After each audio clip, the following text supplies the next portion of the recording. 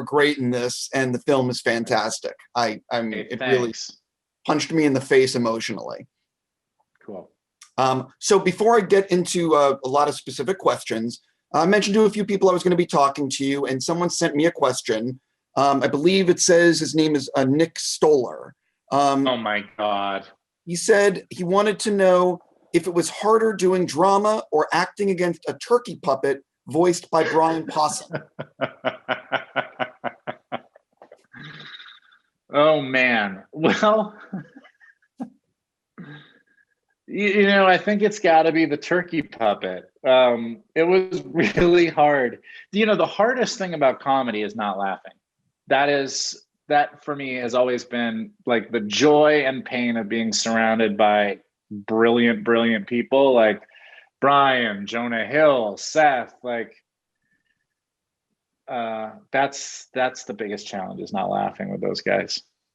I really enjoyed Dispatches, and Thanks. I really enjoy your work as an actor. And over the last few years, you've been so selective. So this is a two-parter. One, what do I need to do to get you to act more? And two, what was it about this project that said, I need to be in this? Yeah. Well, I think I'm going to be doing a lot more acting this year. I was writing that show for about 2 or 3 years, Dispatches from Elsewhere. I did all the jobs on it, which I had never done before. It was hard. It was the first time in maybe like 20 years I felt like, oh, maybe I won't be able to do it, which was a really exciting feeling. What made me choose this role was I had an amazing experience. So I loved doing comedy. I love doing comedy. I then had an amazing experience making a movie called End of the Tour, where I swung really hard towards drama. And then over the past few years with Dispatches too, I felt like, oh, there is now let's find this middle ground where you get to do a mix of all the things that you enjoy doing, drama and comedy. And this movie came along and felt like it was a really great, both the character and the story are this amazing fusion of the two intentionally by their nature. It's like this story of real tragedy and heartbreak, as Nicole Teague, played by Dakota Johnson, slowly dies from cancer, which happened in real life. But the way it is framed is a story of friendship and laughter and love among these people. And that seemed like exactly what I wanted to do and should be doing. One of the things I think that, while obviously there's some very serious stuff in this movie, and it's portrayed very honestly, I think one of the surprises for me was how much levity was in the movie. There's a great bit of you doing stand-up in front of Dakota. Can you sort of talk about, for people that might be like, I don't know if I want to watch a downer movie, there's a lot of levity in this. Yeah, I mean, I think it's actually more of an uplifting movie than a downer. It hits you hard at the end. They get you. It's like a magic trick, how it sneaks up on you. But I think part of the way that magic trick is accomplished is that most of the movie is about a celebration of life. So that then when the death comes, it's especially sad.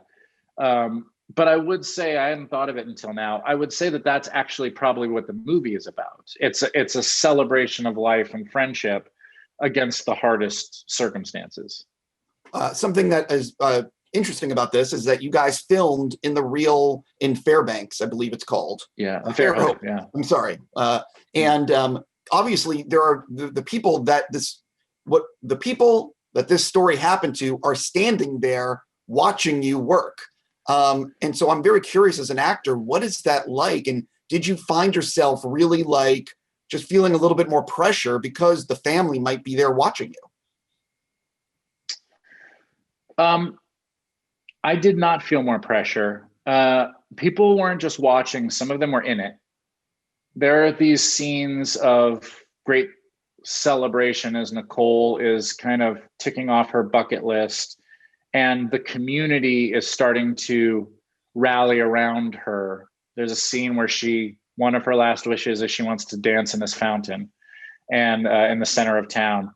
and the real town came down, and we all got in that fountain. And what I felt like was that the movie was a celebration of the life of someone that these people all knew.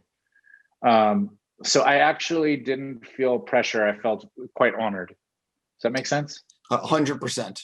Yeah. One of the things about Gabriela is she has made documentaries. And I think what she brought to the table was this, she did a great job with where she placed the camera and the feeling and sort of being a fly on the wall. Can you sort of talk about the way she captures the film? Yes, it's really cool because what she is most interested in, which is also what I'm most interested in, is capturing authenticity between action and cut. And there are lots of different amazing styles of filmmaking. And some of it is a very more like a painting, you know? And this was not that. This was closer to the documentary end of the spectrum in terms of acting. And so a lot of the scenes with the girls are just, hey, Jason, I need you to make these girls laugh in this scene. Some of the scenes with Casey are just like, hey, you two, I need you to get along in this scene. Talk about whatever you want to talk about. And that's really cool and challenging, you know? Yeah, it was a really, really great experience. I am curious. You mentioned that you're going to be doing more acting. Do you know what you're going to actually do this year? Do you have specific projects lined up? I do. Yeah, I just finished something called The Sky is Everywhere, which I was really lucky to film over quarantine. I got to break up the year and go shoot up in the redwoods of California, which was I'm really lucky. And then I have a few things this year starting to line up that I'm gonna have my first really busy year than I've had in a decade, maybe. I look forward to this. And listen, Thanks. man, I really mean it. I'm glad you're going to be acting more. Congrats on this movie. It's so well done. And I'll tell Nick Stoller you said hey. Okay, thank you. It's great to see you.